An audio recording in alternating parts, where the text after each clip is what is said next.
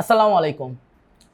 আমরা আজকে 2 number module নিয়ে আলোচনা করব, মডিউল নাম্বার 02। ওকে, তো ফার্স্ট অফ অল আমাদের এখানে লেখা আছে যে হচ্ছে 1 নম্বর পয়েন্ট আছে সিলেকশন ডিটেলস, সিলেকশন টুল আছে, সাব সিলেকশন আছে, ফেদার অ্যান্ড অ্যান্টি অ্যানালাইজ আছে, সিলেকশন স্টাইল আছে।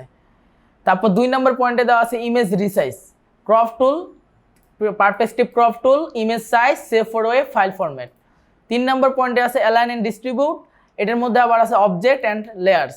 4 নম্বর পয়েন্টে আছে আমার group and ungroup, object, layer. Homework দেওয়া আছে party design 5, Facebook cover photo resize 5টা। ওকে, তো আমি যদি 2 নম্বর মডিউলের শুরুতে একদম যাই, সিলেকশন ডিটেলস। এখন সিলেকশন ডিটেলস জিনিসটা আসলে কি? যেমন ধরেন যে আমরা গত ক্লাসে দেখছিলাম হচ্ছে কিভাবে একটা ডকুমেন্ট সেট আপ করতে হয়, কিভাবে হচ্ছে আমরা কন্ট্রোল জেড দিতে কাজ করতে পারি, তারপরে হচ্ছে কিভাবে জুম ইন জুম আউট করা হয়। তো এই যে আমার ফটোশপের উপরের অপশনটাকে কিন্তু বলা হয় মেনু বার। এখন এখানে কিন্তু আমার একটা অপশন আছে, সেটা হচ্ছে কি সাব সিলেকশন। তো মেনু বার উপরেরটা, এইটার অপশনগুলোর ভিতরের যে অপশনগুলো আছে এগুলোর বলা হয় সাব মেনু। এখন মেনু বারের নিচেরটা আছে আমার অপশন বার অথবা কন্ট্রোল বার, এই পাশেরটারে বলা হয় আমার টুলস বার, এটা লেয়ার প্লেট, বাকি যে সাদা যেটা আছে দেখতেছি আমরা এটারে বলা হয় আর্টবোর্ড। অ্যান্ড আর্টবোর্ডের বাইরে যে কালো অংশটা আছে এটারে বলা হয় ওয়ার্ক স্পেস। নিচে যে অপশনটা আছে এই যে এখান থেকে এইটুকু অংশ, এটারে বলা হয় আমার ইনফরমেশন বার। এখন এই পাশের অপশনটারে বলা হয় স্লাইড। ওকে, তো এখানে আমার হচ্ছে প্রথমে আমি গেলাম হচ্ছে আপনার সিলেকশন টুলস। আমি যদি সিলেকশন টুলসে ধরেন যে মুভ টুল, যেটারে বলা হয় সিলেকশন টুলস।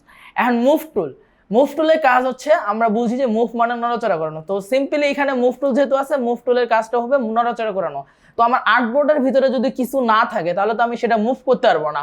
এখন আমার আর্টবোর্ডের ভিতরে কিছু আনার জন্য আমার নেক্সট ধাপে যেতে হবে, যে মানে হচ্ছে রেক্টেঙ্গুলার মার্কি টুলস একটা অপশন আছে, এই টুলসে আমরা যাই।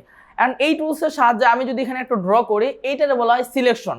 ওকে, এখন কোনো কিছু যদি আমরা হচ্ছে রেক্টেঙ্গুলার মার্কি টুলের সাহায্যে কোনো কিছু আর্টবোর্ডে অঙ্কন করতে চাই, অঙ্কন করার পর কি করতে হবে, আমার একটা প্লাস আইকনে এই যে লেয়ার আছে একটা, এই লেয়ারে আমার একটা ক্রিয়েট নিউ অপশন আছে, এখানে একটা ক্লিক করে আমি একটা লেয়ার নিয়ে নিতে পারবো।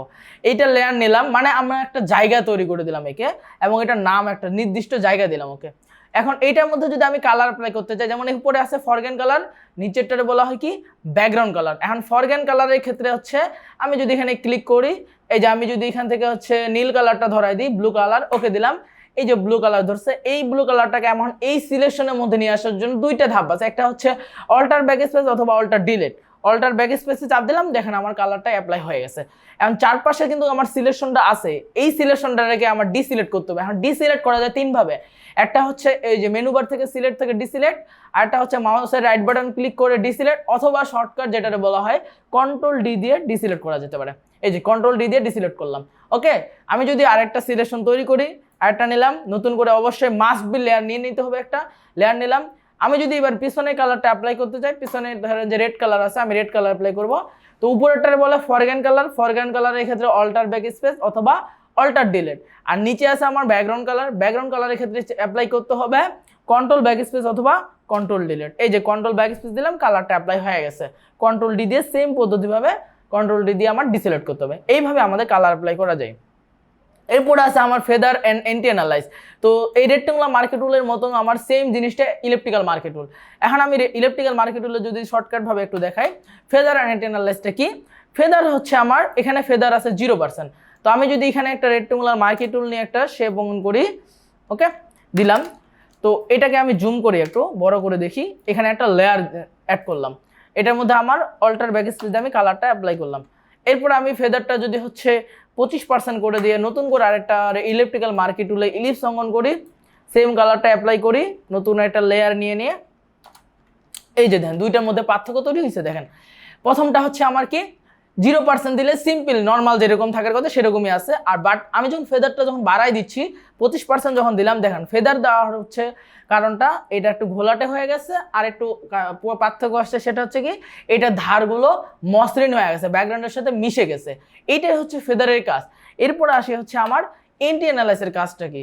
অ্যান্টি অ্যানালাইসের কাজটা হচ্ছে যখন আমি এই অ্যান্টি অ্যানালাইসটা অন করে রাখবো, অন করে রাখার পর আমি একটা যদি লেয়ার অঙ্কন করি, এটার মধ্যে আমি কালারটা দিলাম, কন্ট্রোল ডি দিয়ে ডিসিলেক্ট করলাম, আরেকটা হচ্ছে আমার এখানে আরেকটা নতুন করে লেয়ার নিলাম, এটার মধ্যে এন্টিনালাইজটা এবার অফ করে রাখলাম, অল্টার ব্যাক স্পেসে কালার প্লে করলাম। এখন দুইটার মধ্যে কিন্তু কোনো পার্থক্য আমরা দেখতেছি না, দেখবো কেমনে? আমরা এটা জুম করে বুঝতে পারবো। যেমন প্রথমটাতে আমার অন করা ছিল, দ্বিতীয়টাতে অফ করা ছিল। আমার প্রথমটা যদি আমি অন করে দেখি, দেখেন এটার ধারগুলো কি হচ্ছে, আমার একটু মসৃণ টাইপের হয়ে গেছে, তাই না? কালারগুলো দেখেন। আর এইটার ক্ষেত্রে দেখেন, এটার ক্ষেত্রে আমার অন অফ করা ছিল, এই যে দেখেন অফ করলে কি হয় দেখেন, এটা একটা করাতের মতন তৈরি হয়, তাই না? এখন আমাদের আসলে কোন ধরনের কাজ করা উচিত, বা আমরা কোন ধরনের অন করে কাজ করবো নাকি অফ করে কাজ করবো?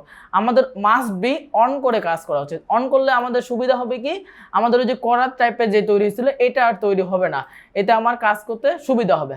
ওকে, তারপরে হচ্ছে আমি চলে যাই নিচে, আমার আছে ইমেজ রিসাইজ। ইমেজ রিসাইজ বলা হয় ক্রপ টুল, কিন্তু আমরা সবাই বুঝি যে আমাদের হচ্ছে আর্টবোর্ড ক্রপ করা বা ইমেজ ছোট বড় করা, যেটারে বলি। তো আমি যদি এখানে ক্রপ টুলের সাহায্যে ক্রপ টুল সিলেক্ট করি, এই যে আর্টবোর্ডটা আমি ক্রপ করতে পারবো বা ছোট করতে পারতেছি, তাই না?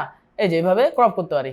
ওকে, এরপরে আসে হচ্ছে পারস্পেক্টিভ ক্রপ টুল, যেটা আছে আমি যদি গুগলে যাই, যেমন ধরেন যে এখানে যদি আমি লিখি যে সিম্পল ধরেন একটা বিজনেস কার্ড লিখি, ইমেজে গেলাম, এই যে দেখেন দুইটা বিজনেস কার্ডের মধ্যে কিন্তু পার্থক্য আছে। যেমন ধরেন যে আমি দুইটা বিজনেস কার্ড সিলেক্ট করছি, যেমন এগুলো যদিও মোক আপ করে বসানো, যেমন এটা সোজাভাবে আছে, আমার পড়তে সুবিধা আছে, আর এটা কি আছে একটা অ্যাঙ্গেলে ঘুরানো আছে। এই পারস্পেক্টিভ ক্রপ টুলের সাহায্যে আমরা কি করতে পারবো, এই বিজনেস কার্ডটাকে আমরা চাইলে এইভাবে সোজা চার কোণা করে সোজা স্লাইড করতে পারবো। ওকে, এটা হচ্ছে পারস্পেক্টিভ ক্রপ টুলের কাজ, কোনো কিছু বাঁকানো থাকলে সেটাকে সোজা করা যায়।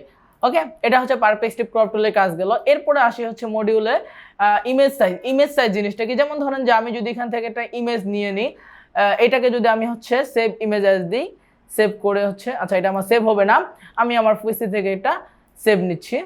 যেমন এই আপেলটাকে যদি আমি ওপেন করি, যেমন ধরেন যে এটার মধ্যে এখন সাইজটা কীরকম আছে, আমি ইমেজ থেকে ইমেজ সাইজে যায় চেক করতে পারবো। যেমন এটার মধ্যে উইথ আছে 515, হাইট আছে 590, এটা হচ্ছে এটার ইমেজ সাইজ বলা হয়। এরপর আছে কি আমার সেভ ফর ওয়েব। এখন আমি যদি এটাকে সেভ দিতে চাই, কেমনে সেভ ফর ওয়েবে দিতে হবে, ফাইল থেকে যাব এক্সপোর্ট, এইখানে আমার লেখা আছে সেভ ফর ওয়েব লিগেসি। এখানে আমার বিভিন্ন অপশন আছে, এই অপশনগুলো দিয়ে সাহায্যে আমরা কি করতে পারবো, একটা ইমেজকে রিসাইজ করতে পারবো। যেমন ধরেন যে এখানে ইমেজ রিসাইজ লেখা আছে, এখানে আমি যদি গুগলে যাই, যেমন এই বিজনেস কার্ডটার উপর মাউসটা নিয়ে গেলে, যেমন এটার মধ্যে সাইজ দেওয়া আছে 2000x2000, আমি যাচ্ছি এটার মধ্যে আমি সাইজটা করবো 1000x1000। এই আমরা সেভ ফর ওয়েবের সাহায্যে কি করতে পারবো, এখানে দেখেন আমরা রেজুলেশন কমাইতে পারবো, তারপর হচ্ছে আমরা কি মেগাবাইটের ছবিটাকে কিলোবাইটে করতে পারবো, কেবিতে নিয়ে আসতে পারবো, হাজারে। অনেক বড় একটা ছবি আমরা ধরেন যে ইউজ করতে পারতেছি না, সেটাকে কি করতে পারবো, আমরা কেবিতে নিয়ে আসতে পারবো, এতে আমাদের কাজটা সহজ হবে। এখন যদি আমি সেভ দিয়ে দিই, এটা কিন্তু আমরা এই ফোল্ডার সিলেক্ট করে এখানে সেভ দিলেই সেভ হয়ে গেছে। ওকে, এটা হচ্ছে সেভ ফর ওয়েব। এরপর আসি ফাইল ফরম্যাট। এখন এইটা এই ফাইল থেকে আমি যদি সেভ এতে যাই, এটাকে যদি আমি সেভ দিতে চাই, এখানে দেখেন বিভিন্ন প্রকার সেভ এস টাইপে গেলে আমার বিভিন্ন প্রকার ফাইলগুলো আছে, পিএইচডি, তারপর পিএইচডিতে ফটোশপ, তারপর এখানে ফটোশপ ডিএসসিএস, তারপর জিপ ফাইল আছে, জেপিজি আছে, তারপরে হচ্ছে আমার পিএনজি আছে, এইগুলোরে বলা হয় ফাইল ফরম্যাট। ওকে, অ্যান্ড এগুলো বিভিন্ন কাজের ক্ষেত্রে বিভিন্নভাবে সেভ দিতে হয়, আমার ডিপেন্ড করে আমার কোন ফাইল ফরম্যাটটা লাগবে, তখন কিন্তু আমি সেটা সেভ দিতে পারবো। ওকে, এরপর আসি align and distribute. Align and distribute কি, আমরা সবাই জানি যে পরীক্ষার খাতায় আমরা যখন যাই পরীক্ষা দিতে, তখন কিন্তু হচ্ছে আমরা মার্জিন ইউজ করি। মার্জিন ইউজ করি কেন, যেন আমার হচ্ছে লেখাটা আমার একটা নির্দিষ্ট সীমার মধ্যে থাকে। ওকে, এটাই হচ্ছে অ্যালাইন অ্যান্ড ডিস্ট্রিবিউট করা। অবজেক্টও করা যায়, লেয়ারও করা যায়, মানে একটা সুন্দরভাবে আমরা সবগুলো লেখাকে এক সাইডে লিখতে পারবো। গ্রুপ অ্যান্ড আনগ্রুপ কি, গ্রুপ অ্যান্ড আনগ্রুপ হচ্ছে কন্ট্রোল জি দিয়ে গ্রুপ করা হয়, এখন শিফট কন্ট্রোল জি দিয়ে আনগ্রুপ করা হয়, এটাই হচ্ছে গ্রুপ অ্যান্ড আনগ্রুপ। আমার অনেকগুলো জিনিস মিলে আমরা একটা লেয়ারের মধ্যে নিয়ে আসতে পারবো, এটাকে বলা হয় গ্রুপ। এই যে পার্টি ডিজাইন, এখন পার্টি ডিজাইন কি, আমি যদি এই লেখাটাকে কপি করে গুগলে দেখাই, অ্যান্ড গুগলে আমি গেলাম, এখানে পার্টি ডিজাইন, এই যে দেখেন ইমেজে যাওয়ার পর বিভিন্ন প্রকার ডিজাইন আসছে না, এইগুলোর বলা হয় পার্টি ডিজাইন। পার্টি ডিজাইনটার সাথে আমরা কিন্তু সবাই সম্পর্কিত।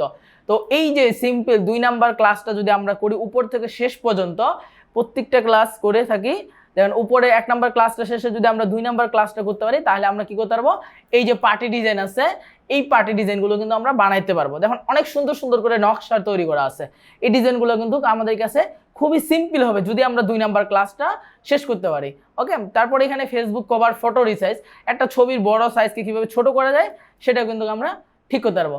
তাহলে এইটাই হচ্ছে আমাদের 2 নাম্বার মডিউলের ক্লাস। ওকে, ঠিক আছে, থ্যাংক ইউ, আসসালামু আলাইকুম।